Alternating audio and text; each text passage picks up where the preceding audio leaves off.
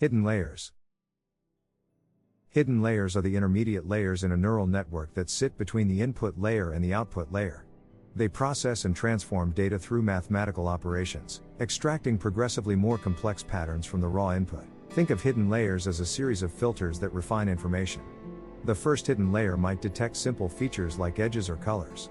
Deeper layers combine these simple features to recognize more abstract concepts like shapes or textures.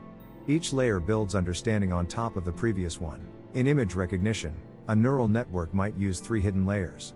The first detects edges and corners, the second identifies parts like eyes or wheels, and the third recognizes complete objects like faces or cars. Hidden layers work with activation functions to decide which patterns are important enough to pass forward. Hidden layers are essential because they give neural networks the ability to learn complex, non-linear relationships in data. More hidden layers create deeper networks capable of solving harder problems, which is why modern deep learning architectures often contain dozens or even hundreds of them. Hidden layers.